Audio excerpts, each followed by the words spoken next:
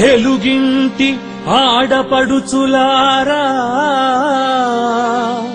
తెలుగు తమ్ములారా, అమ్మలారా, అయ్యలారా, వినండి మన అవినీతి యువరాజు కథ చెవులారా.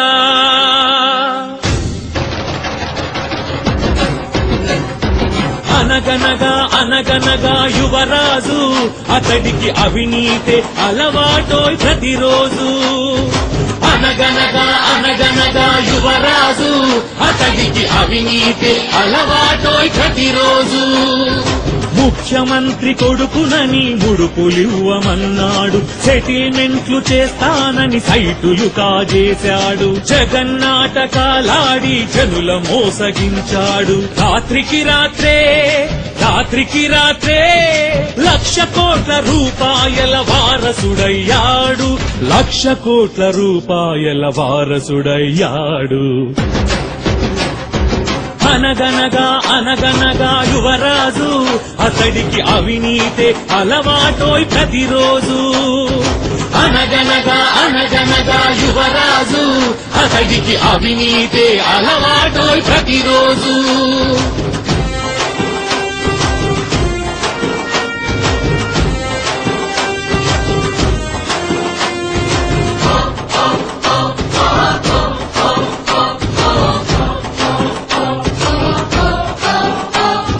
గాలితోనే కలిసి అరెరె గాలి లెక్కలేసి, భావితరం హక్కులపై ఉక్కు పాదమేసి తొక్కి ఇనుము ఉక్కు పరిశ్రమలు పెట్టాడు. గనులు తవ్వి గుల్ల గుల్ల చేశాడు. సొమ్ము పోగు చేసి ప్రజల సొమ్ము పోగు చేసి, సొంత సొమ్ము పైస కూడా పెట్టుబడే లేక సిమెంటు ఫ్యాక్టరీలు ఎన్నో కట్టాడు. మన కళ్లల్లో బూడిదని కొట్టాడు. పరువు కాచుకునేందుకే పత్రిక మొదలెట్టాడు. అబద్ధాలు చాటేందుకే టీవీ తను పెట్టాడు. రాత్రికి రాత్రే 1,00,00,000 కోట్ల రూపాయల వారసుడయ్యాడు. 1,00,00,000 కోట్ల రూపాయల వారసుడయ్యాడు. అనగనగా అనగనగా యువరాజు, అతడికి అవినీతే అలవాటోయ్ ప్రతిరోజు. అనగనగా అనగనగా యువరాజు, అతడికి అవినీతే అలవాటోయ్ ప్రతిరోజు.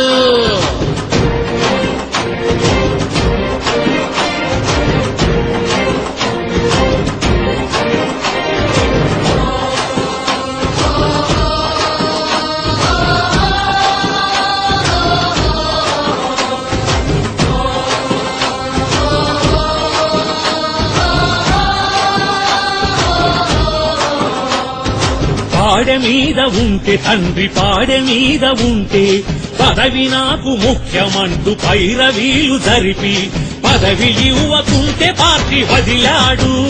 ఇప్పుడు వీధులెక్కి విర్రవీగుతున్నాడు. ఇల్లు లేక పాపం పేదవాడు ఉంటే, పెద్ద పెద్ద ప్యాలెస్లను ఊరూరా కట్టుకుంటూ, నల్ల డబ్బు చల్లుకుంటూ బతికాడు.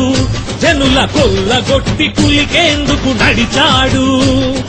అవినీతే ఎజెండాగా పార్టీ స్థాపించాడు.